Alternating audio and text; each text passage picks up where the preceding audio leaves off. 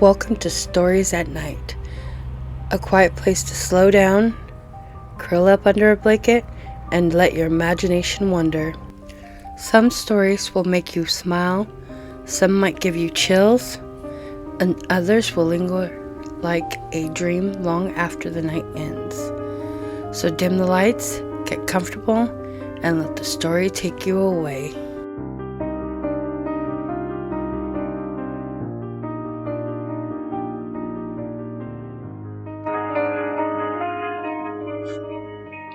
The Body in the Alley.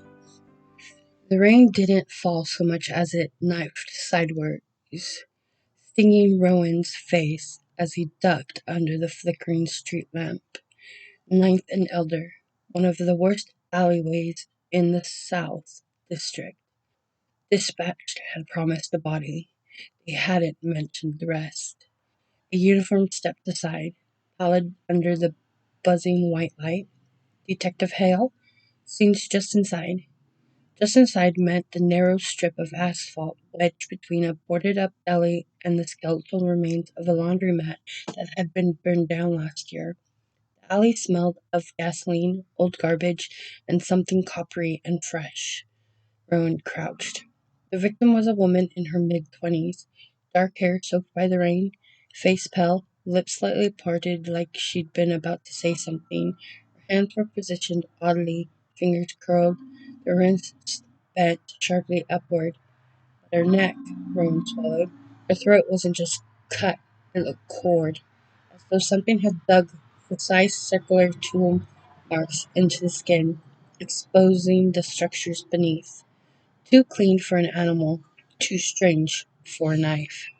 Footsteps splashed behind him. Please tell me you didn't touch anything.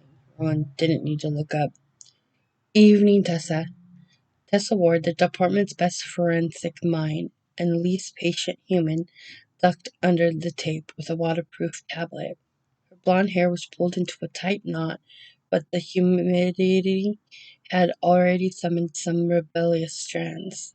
Move, she ordered. Rowan sidestepped. Tessa knelt, eyes sweeping the body with unsettling calm. The throat laceration isn't a slice, it's cylindrical.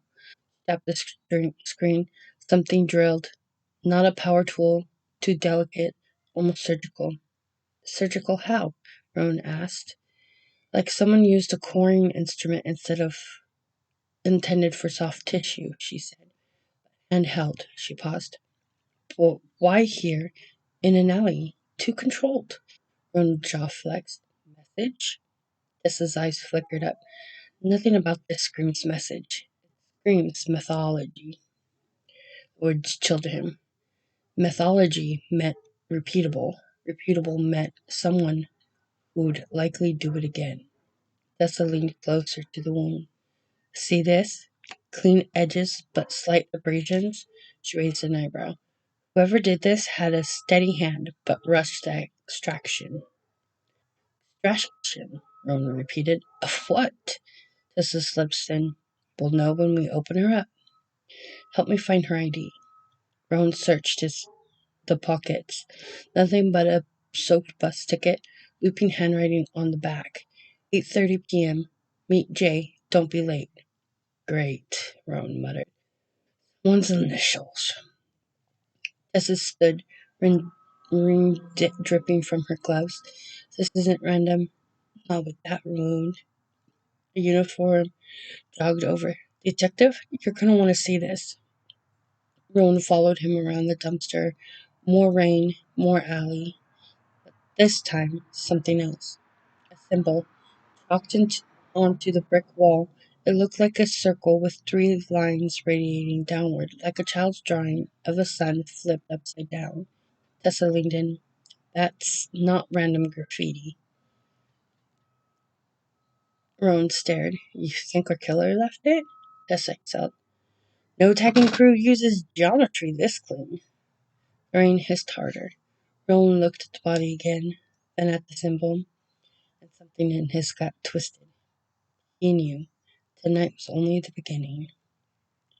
The morgue was freezing. It always was. Tessa preferred it that way. bodies decayed slowly, and so did her patience. Rowan stood across the table, arms crossed, watching Tessa make the Y incision with clinical precision. He tried not to think about how familiar it all felt. The cold room, the middle table, the hum of the fluorescent light. You're quiet, Tessa said without looking up. Rowan grunted, thinking. You always say that when you're brooding. Don't brood. You absolutely brood. Rowan ignored her, eyes fixed on the strange circular wound. Now that the surrounding tissue was pulled back, he can see how deep it went. A perfect tunnel carved through muscle and cartilage. What was removed? Rowan asked. Tessa didn't hesitate. The larynx. Rowan stiffened. Someone stole her voice box? Not someone. Tessa lifted a delicate piece of tissue with forceps. Someone skilled. She placed it in the specimen tray. The cold morgue seemed to shrink around them. Why would someone want the voice box? Rose asked. Or search? Black market transplant? You don't remove it like this for a transplant, Tessa said. Too messy, too imprecise. What then? Tessa's eyes narrowed. Collection? Rowan felt something curdle in his stomach. Rowan, Tessa said suddenly. He looked up. Tessa pointed with one bloodied glove at a faint marking inside the wound track. He leaned in. Inside the carved channel were three tiny vertical cuts. Clean, deliberate. 3 lines, Rowan remembered. Same pattern as the symbol on the wall. Tessa nodded slowly. Killer signs his work in the wound. Rowan exhaled through his teeth. So the chalk symbol wasn't a coincidence. Nope, Tessa said. It was confirmation. Rowan stepped back, rubbing his jaw. Any idea yet? Tessa nodded toward the evidence tray. Name's Dana Klein, 26. Lives in Southcrest Towers. Works at a print shop. Any criminal history? None. Rowan sighed. So why her?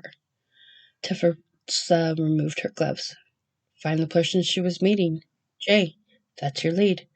Rowan was already heading for the door. I'll pull security from the bus station. You finish up. Tessa smirked. I always finish up. He almost smiled. Almost. Diana's apartment was on the 6th floor of a building that smelled like old carpet and air freshener. Rowan flashed his badge to the landlord, a man who looked like he'd rather be anywhere else, and made his way upstairs. Hallway lights flickered. Rowan hated flickering lights. Dana's door was slightly ajar. His pulse spiked. Weapon drawn, he nudged it open. The living room was small, neat, but disturbed. Doors pulled open, cushions overturned, lamp knocked over. Someone had searched the place. Hard. Tessa, he whispered in his radio, we've got to break in at the victim's residence. Get a crime team here ASAP. He moved through the apartment, careful not to disturb anything. A photo frame lay shattered on the kitchen floor. He picked it up. Dana and a brunette friend, arm linked, smiling at the street fair. On the back, a name, Lydia. Pocketed the photo. Then something caught his eye. A laptop on the table, still open, screen glowing. Rowan approached cautiously. The browser showed an email draft. Jay Mercer. Subject. I found something. We need to talk. Tonight, 8:30. It's worse than I thought. Don't let them. The message ended mid-sentence. Rowan's skin prickled. Footsteps sounded behind him. He spun, getting raised. Tessa froze in the doorway. Wow, okay, hi! Rowan lowered his weapon. Announce next time! Did. She glanced at the top. What have you got? A name, Rowan said. Jay Mercer. Tessa pulled out gloves and approached the table, studying the screen. Looks like Dana discovered something someone didn't want her sharing. Anything jump out to you? Yes, Tessa said. Whoever broke in wanted something specific. Not cash, not valuables. Information, she said. Probably on that laptop. Rowan nodded grimly. We'll take it back for analysis. As Tessa unplugged the machine, Rowan moved to the bedroom and froze. Carved into the wall above the bed in thin, chalky white lines was the same symbol from the alley, the inverted sun. Only this time there were two of them, stacked, one above the other. Tessa stepped in behind him. Oh no. What does it mean? Rona asked quietly. Tessa swallowed. If one symbol marks a kill, two means a target. Rowan finished. Tessa's voice was small. Or a warning. Rowan hosted his gun. Pack everything. We need to find Lydia. Jay Mercer turned out to be Julian Mercer, a 35-year-old investigative journalist with a reputation for digging into corrupt city contracts and exposing municipal cover-ups. Rowan found him in a cramped office above a pawn shop, typing furiously on a dying laptop. Mr. Mercer, Rowan said, flashing his badge. Julian looked up startled. Detective? What is this about? Rowan didn't ease the tension. Dana Clean. You had a meeting scheduled last night? She never made it? Julian's face drained of color. Oh, God, don't tell me. She's dead, Rowan said softly. Sorry. Julian staggered backward into his chair. No, no, no, no. She says she had something important. Rowan sat across from him. What was she going to tell you? Julian swallowed. She worked part-time at a print shop that handled city permit paperwork. She said she found an anomaly, missing files, patents, and stamp signatures. Stamp signatures? Julian nodded. She thought someone inside the city was approving illegal demolitions and falsifying records to hide it. Rowan exchanged a look with Tessa. Dana works with paper. Someone cut her throat in a precise, mechanical way. Who would benefit from illegal demolitions? Rowan asked. Julian hesitated. Developers, contractors, politicians, he wrote his face. There's this company, NovaCore Urban Redevelopment. They've been expanding aggressively, buying up condemned buildings before they officially hit the list. Tessa frowned. How would they know about what buildings were about to be condemned? Julian looked at her bleakly. If someone had fed them information, Rowan leaned forward. Did Dana name anyone? No, Julian said. She was scared. She just said she'd found something bigger than signatures. What does that mean? Tessa asked. Julian shook his head. I don't know. Rowan tapped the table. When was the last time you saw her? 4 days ago, Julian said. We met for coffee. She was paranoid, kept looking over her shoulder, said she thought someone had been in her apartment. Tessa went still. They were. Rowan rose. Julian, you're going to need protection. Julian blinked. Protection? From who? Rowan's voice was low. The person who killed Dana left warning symbol in her apartment. 2 marks. We think the second marks another target. Julian's face went ashen. Me? Possibly, Rowan said. But until we know more, you stay somewhere safe. Julian nodded shakily. As Rowan and Tessa stepped into the hallway, Tessa murmured, 2 symbols, 2 victims, 1 dead, 1 pending. Rowan didn't slow. We're missing something. Tessa jogged beside him. What? The killer took a Loring's, Rowan said, and Dana found something related to signatures. Tessa eyes widened. Oh, she whispered. Rowan, you don't think... Rowan's jaw clenched. Someone silenced her literally because she was about to speak. Lydia lived in a crowded apartment building in Riverview Heights. Ronan and Tessa arrived just after dusk, the sky bruised purple, sirens echoing from downtown. They knocked. No answer. Ronan called out, Lydia Chang? Please! Still nothing. Rowan exchanged a look with Tessa before picking the lock. The door swung open. The apartment was dark. Too dark. Tessa flicked on her flashlight. Rowan's stomach dropped. The living room was ransacked, furniture overturned, a glass table smashed, and on the far wall, the symbol. 3 symbols, stacked vertically like tally marks. Tessa whispered, 3. Jesus. Ronan scanned the room. Lydia? Lydia? It's Ronan Hale with major crimes! A faint sign, whimpering. Ronan followed it to the bedroom door. He pushed it open slowly. Lydia sat curled in the corner of the room, arms wrapped around her knees, shaking violently. Tears streamed down her face. Ronan approached carefully. Lydia, you're safe. We're here to help.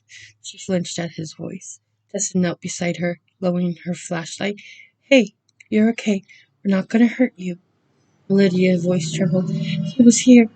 Who? Ronan asked. She covered her mouth. The man with the mask. Tessa's breath hitched. Mask? Lydia nodded frantically. White, featureless, no eyes, no mouth, just smooth. And he made this high clicking sound over and over. Ronan's pulse hammered. What did he want? He asked gently. Lydia swallowed. He kept asking where Dana was. I told him I didn't know. He didn't believe me. Her hand shook uncontrollably. He touched my throat. Tessa's eyes widened. Lydia continued in a broken whisper. He said something about voices that she had when he needed, but mine wasn't right. Tessa froze. Ronan leaned forward, heart pounding. Lydia, did he say anything else? She nodded slowly. He said there were more voices hidden, and he would carve them out one by one. Ronan felt ice spread through his chest. Tessa whispered, He's not just killing. He's harvesting. Lydia looked up, fear shining in her eyes. Detective, he's coming back? Not tonight, Ronan said firmly. We're taking you somewhere safe. They guided Lydia out. Ronan glanced back at the 3 marked symbol on the wall. 3 victims, but only 1 confirmed dead. For now. Back at the precinct, Tessa spread documents across the evidence table, where Ronan paced. Dana worked with city permits, Tessa said. She found anomalies, missing files, falsified signatures. Someone was pre-selecting buildings for demolition before they officially failed inspection. Ronan rubbed the back of his neck. And Dana found proof. And someone wanted to shut her up, Tessa finished. But the larynx, Ronan began. Tessa held up a surgical diagram. A human larynx contains the vocal folds and surrounding cartilage. Without it, you literally cannot produce a voiced sound. Ronan frowned. So the killer is what? Taking their literal voices? Tessa hesitated. Unless Ronan stopped pacing. Unless what? Tessa lifted a fat metal tool from her case. This was removed in the alley, partially wiped, but not completely. Ronan leaned in. What is it? A manual coring instrument, Tessa said. Medical grade, but modified. For what? For collecting soft tissue samples. Ronan exulted. Sampling? Why? Tessa tapped the diagram. If you wanted to mimic or reproduce someone's voice, the vocal fold tissue contains structural patterns unique to each person. Removing it, harvesting it, could be part of some grotesque experiment. Ronan felt sick. Experiment to do what? This expression darkened. Distill their voice. Ronan blinked. Like digitally? No, Tessa said softly. Physically. A chill ran down Ronan's spine. Let's assume the killer works in medicine or biotechnology, Tessa said, or is connected to whoever falsifying city records. Maybe Dana discovered something about a contract or medical supply chain, or Ronan froze. Or a clinic, he said. Tessa turned slowly. Rowan? Rowan grabbed the city map from the table. Look, He circled three condemned buildings. These were all illegally approved for demolition, and all three are within a block of one facility. Tessa stared. The Orphan Institute of Vocal Studies. Rowan nodded grimly. A private research center specializing in reconstruction and voice biomechanics. Tessa whispered. Orphan. Voice studies. Rowan? Orphan means song. Rowan hosted his weapon. Let's go. Orpheon Institute stood at the edge of the river, a sleek, modern building of glass and steel, glowing faintly in the misty night. Security at the front desk was non-existent. Rowan's instinct screamed. Tessa whispered, "Feels like a trap." Rowan nodded. "Stay close." They moved down the main hallway, the overhead lights dim, the building unsettlingly silent. Tessa scanned a directory on the wall. Lower level, research labs and the dissection theater. Rowan motioned. Elevator. As they descended, Tessa murmured, "Why do killers always choose basements?" "Acoustics," Rowan muttered. Tessa frowned. "It's not." The elevator dinged open. Rowan raised his weapon. The hallway was dark except for a faint white glow at the far end. A steady, rhythmic clicking echoed through the floor. Tessa stiffened. "Rowan? It sounds like the sound Lydia mentioned." Rowan took a breath. "Move." As they approached the final room, Rowan noticed the temperature dropping. The air smelled of antiseptic and metal. He pushed the door open and froze.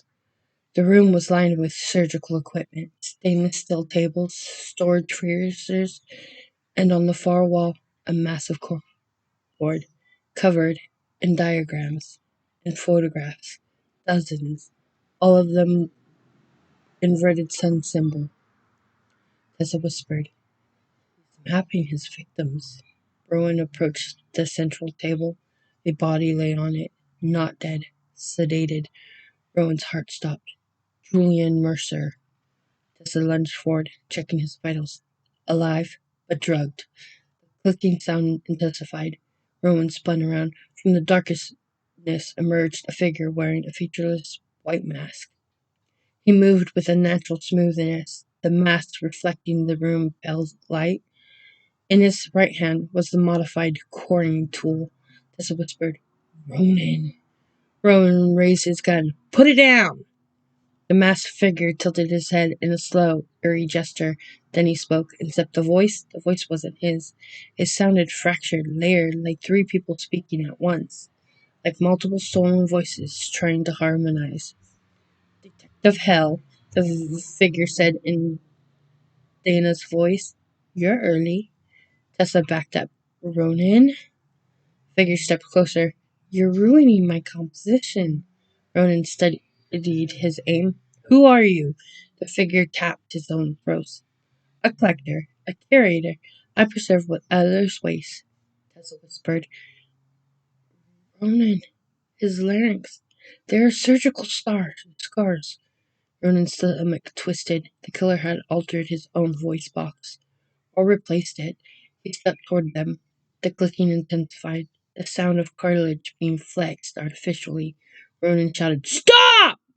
But the masked figure lunged. Ronan fired. The shot hit the mask, cracking it, but not stopping him. He slammed into Ronan, knocking the gun aside. The coring tube flashed, grazing Ronan's shoulder. "Ronan!" Tessa screamed. Ronan grappled with the killer, slamming him into a metal table. Surgical instruments clattered to the floor. A mask split further, revealing distorted flesh underneath. A mask of grass and scissors. The killer shrieked in three different voices. Tessa grabbed a heavy stainless tray and swung. It connected with the back of the killer's skull. He staggered. Ronan seized the coring tool from his hand and drove it into his shoulder. Killer screamed, or horrific chorus of stolen voices. Then he collapsed. Ronan panted, chest heaving. Tessa knelt beside him. You okay? Yeah, he hissed. You? I hate basements, she muttered. Ronan almost laughed. Almost. Hours later, back at the precinct, Ronan sat on the back steps of the building, watching dawn creep across the skyline.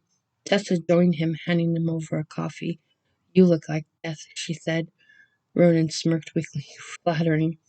She sat beside him. Forensic confirmed it. Our masked guys' names Elias Marik, former researcher fired for unethical experimentation. Experimentation with voices, Ronan murmured. With identity, Tessa corrected. He believed voices held a person's essence. He wanted to build a choir of perfected voices. Ronan excelled by carving out the real ones. Tessa nodded. Dana uncovered city records showing illegal acquisition of condemned buildings around Orpha. Merrick used them as unsupervised testing spaces. What about Lydia? Ronan asked. Safe, Tessa said. Detectives moved her to a protected location. Ronan nodded. Real quiet settled over them. Then Tessa said softly, You saved them, Ronan. He shook his head. We saved them. Tessa nudged him with her shoulder. You broke too much. He chuckled. I do not brood. You absolutely brood. They stared at the rising sun. Another night survived. Another killer stopped. Ronan sipped his coffee. Tessa? Yeah? Next time we get a case involving a mass psychopath stealing people's larynxes to build a voice choir? No. Ronan cracked a tired smile. No what? No next time, Tessa said. We're not doing this again. He leaned back against the concrete railing. Still. But he knew better. In this city, there was always a next time, and he and Tessa would be there, together.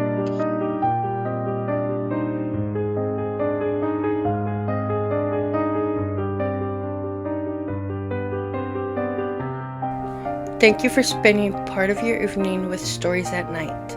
I hope tonight's tale took you somewhere new. Maybe it made you smile, stirred a memory, or sent a pleasant chill down your spine. These stories remind us that even when the world grows quiet, imagination stays wide awake, whispering, laughing, and dreaming right alongside us. New stories arrive here 2 times a week, each one a little different, each one its own escape. So when you're ready to unwind again, come back, get cozy, and let the next story take you away. Until then, rest well, dream deeply, and keep listening to Stories at Night.